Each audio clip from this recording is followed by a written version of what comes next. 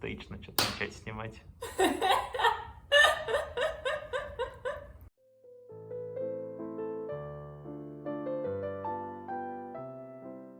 Hello, welcome to Math-Life Balance. Next Friday there will be a proper interview, but this Friday I would like to tell about the channel, why I'm making the interviews and how I'm making the interviews. And I will open comments for this video so you can ask questions or give comments if you wish. And so I'll answer some questions that I've been asked and some that I'd like to answer nevertheless, although no one asks me them. So the 0th question is, let me repeat, how to help the channel if you wish. The only help I'm asking for is to share the information about the channel with other mathematicians or people who are possibly considering a research career in mathematics, because I hope that would be a useful research source for them. So please share, and maybe the best thing to do is to send a link to your department. Thank you in advance. I'd like to tell why I'm making the interviews. Well, the honest answer is that it's first of all a true pleasure to ask people who inspire you about things you're interested in and questions you find important. But besides that, I've been always liking information about how people deal with mathematics and its difficulties. The other thing is that I often feel like an outsider in the math community because I keep imagining that everyone else is extremely concentrated on mathematics all the time, that people are only passionate about mathematics, which is of course an exaggeration, but that's like a wrong picture I keep having, and it's really great to ask mathematicians more about themselves to get a more real picture of people with different interests and absolutely different characters, so that's great. And I hope that I'm not the only one with psychological struggles in doing mathematics, and that this would also be helpful for other people and hopefully for the math community. And yeah, of course, I hope that people enjoy it, and the unexpected side effect is that apparently non-mathematicians also enjoy watching these interviews, which is very pleasant for me. For example, my friends in Zurich, who are mostly programmers, organize a viewing on Friday night with a home cinema, and it's really fun to watch interviews together. So that's great. Okay, next question, which is very important. Whether I was afraid to start the channel. And the answer is yeah, hell yeah! I mean, first of all, the whole math community is going to see that I deeply care about not just mathematics itself, but also mathematicians, which is not something people often say. And I really love mathematicians in general. And now that I get to spend my free time by editing videos for hours, you know, like every moment, I get to love them even more. So I was also afraid that perhaps young mathematicians would understand why it's important to share experience, but I thought that senior mathematicians are people who have already succeeded as mathematicians without having had my channel. So I was afraid that they would possibly disapprove. And actually, what happened in the beginning is that I sent an announcement about my channel into one of the mailing lists in our research area, and my announcement was at first rejected, and the reason was that it has nothing to do with our research area, and many subscribers would object to having it posted, as was said in the email I received. So, I mean, of course, getting such an email, I was, well, hurt and discouraged, because I'm a human, but I try to remind myself that my needs are perhaps quite mainstream, so if I like some information and I want to know answers to questions I'm asking, then perhaps other people want to know them too. It's not that my questions are so unique. Yeah, I was hoping that other mathematicians would find it helpful nevertheless. And the last thing is that I'm not active on social media. I don't have Instagram or Twitter and hardly ever use Facebook. But the thing which gives me nevertheless I hope that people won't judge too much is that one of the things why I really appreciate mathematicians is that I think there is some genuine tolerance quite common among mathematicians, in that you can actually be yourself and people usually don't judge, which is very appreciable.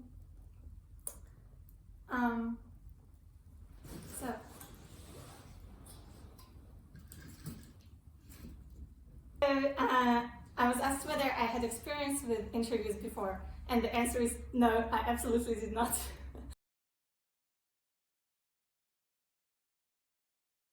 The first interview I've ever done was the one with Ina, so the first interview on the channel. And so why I hoped that it would work out is that my collaborators sometimes compliment my capacity for asking good questions and getting to the point, and also sometimes they appreciate my active listening, which are, I think, important skills for doing research in general. So I hoped that would be enough for non-professional interviews, and yeah, it seems to be working. Maybe actually that's a good exercise for research. I also wanted to tell how to choose interviews. So I have two important criteria. One of them is that I try to ask people who are already in the position of tenure track or tenured, so that they are not on the job market, and I cannot affect negatively their job search by asking them to tell about their struggles with research. But okay, there might appear postdocs, but for some specific reasons, and we'll see. And the other important thing is that since I'm not a journalist, I cannot make an interesting conversation with any person whom I know nothing about. So I need to have some connection, and that's why I ask to interview people with whom I have already spoken at least once in my life before, and I felt some kind of connection, so that we were on the same wave, and the other person felt comfortable enough chatting with me to share their opinions sincerely and share something about their personal experience. So then I have a hope that they will do that in the interview too, which means that my choice of interviewees is quite biased. I realize that because, of course, it's easier for me to feel connected and on the same wave with people who share some background with me. So I apologize in advance if young Russian women will be overrepresented in this channel. I hope this is understandable. But with that said, given that bias, I do try to provide diversity in mathematical areas, in backgrounds, in age, gender, whatever. So I do try my best, but I understand that it will be biased anyway. Well, sorry for that.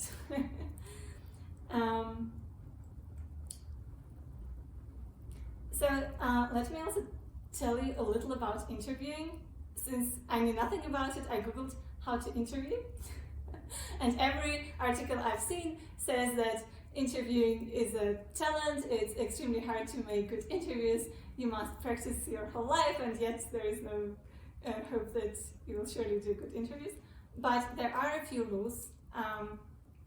The first one is that you're supposed to search information about your interviewee, which, well, in the world outside mathematics means that you should watch or read other interviews of that person, but if you're with mathematicians, they usually do not ever have interviews published. So that's why I do need some kind of connection to get some information. The second rule is that you're supposed to prepare topics, not questions, because if you want an interview to look as if it's a fluent conversation and not like reading a list of questions. And the third rule is that you should not send questions in advance. You should only warn the interviewee about the topics that will be discussed. So myself, I do prepare questions, but I will say later about it. And during the interview, the three main rules are, they're going to sound simple, but they're actually hard in practice. So first, you, meaning I, should speak as little as possible. Very hard. Second, I'm supposed to avoid priming, so not suggest possible answers to the questions I'm asking. And third is to listen with full attention, so concentrate really hard on what the person is telling instead of overthinking the next question I want to ask, which is, something very natural during an interview. Cheers. So, what I was asked about is how do I prepare questions. That's actually a very fun task. So, the main rule for myself is that I ask what I really want to know. There is no small talk, there is no polite discussion. There are only questions that I do care about and find important, which I think is really helpful.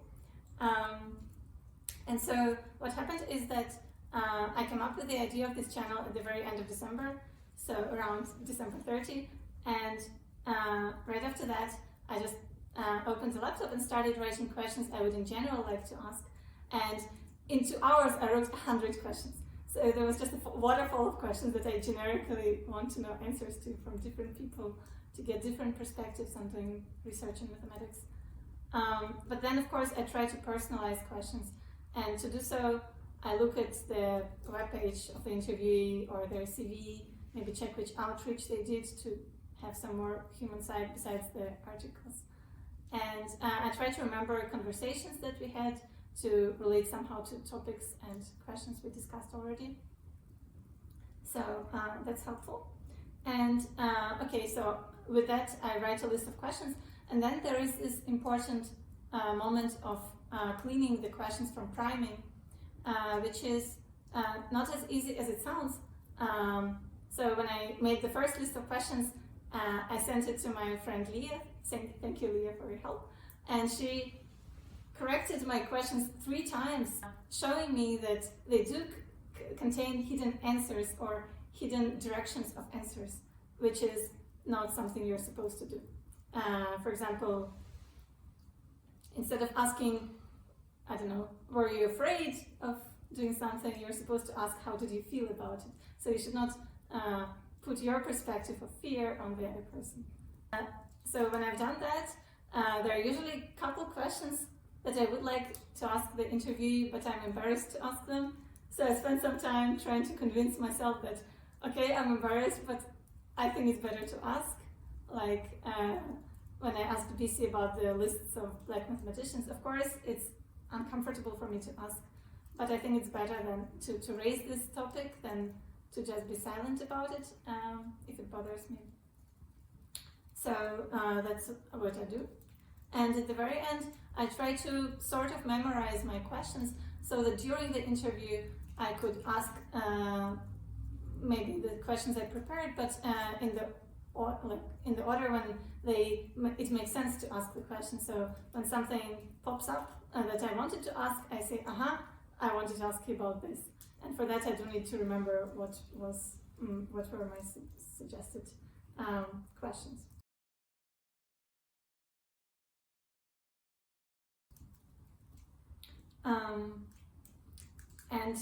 Then the question is, how do I prepare the interviewees, given that I do not send them questions in advance, since it's written in the rules of interviewing that you should not.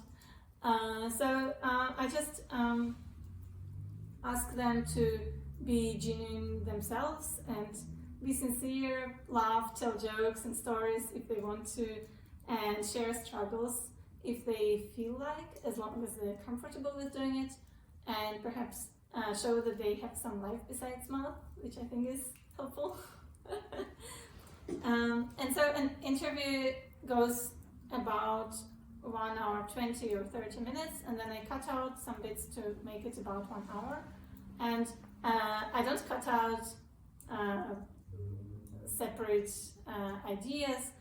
Usually I cut out repetitions. So as I learned while doing interviews, people often say some interesting thought, and then they repeat it in different ways 2 or 3 times to emphasize it. And then I think when you listen to it, it's better if it's said just once or twice, but not 3 times. So I usually cut out repetitions. There is not much other stuff you're missing, unless the interviewees themselves, after they watch the cut version, ask me to cut out some moment that they're uncomfortable about. So with that said, one of my goals for this project is to show more relatability of mathematicians, of maybe more senior mathematicians towards younger ones.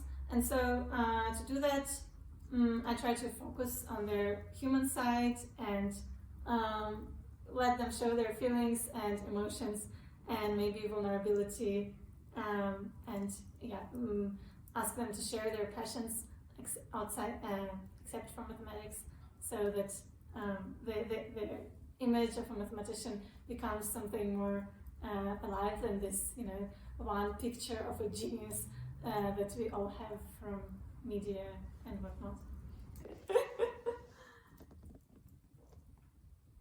So, with Glühwein, I can tell you what goes wrong during the interview.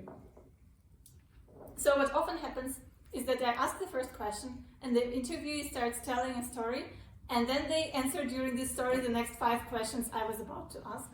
Unrelated, different questions which they mention answers to, so I cannot ask them again, which of course makes me confused, and then I have to overthink what to ask next, and I try to concentrate on what they're saying, but of course I'm thinking of what to say next. So this is not so easy. And then what goes really wrong in terms of non-professionality of what's going on is that I do nevertheless make these priming mistakes that I'm trying to avoid. For example, and you can easily see that because the interviewee gets confused with me putting their perspective on them. For example, when I asked Eliane about the pain of solving mathematical problems, she was like, which pain? What do you mean? Because, I mean, if it's a pain for me to solve a mathematical problem, then it does not imply that it's a pain for for other mathematicians. And what I'm supposed to ask is to ask about the feeling of solving a mathematical problem, not the pain. On the other hand, I must say that almost all interviewees, at least once during the interview, answer a different question than what I was asking them about. So this is funny because these are those cognitive mistakes that are described in literature now a lot. And I think that what's happening is that people hear a question and they answer a related question that they have already thought about. So a question that they have an answer to, not what I'm asking. And so you can see this is almost every interview once or twice. And I do not interrupt at that point. I think it's good to hear an answer to the question that they have an answer to, although that's not what I asked. And on the other hand, let me tell you about the happiest moments. And those are, for me personally, when the interviewee says, oh, I was never asked about that, or I've never thought about it, which for me is a sign that I could effortless give them some little joy that they didn't have before of being asked a new question, which they are, hopefully enjoying thinking about. So that's very pleasant for me. And of course, also I'm very happy when I get thankful and supportive emails. That's also always very nice. So yeah, please send more.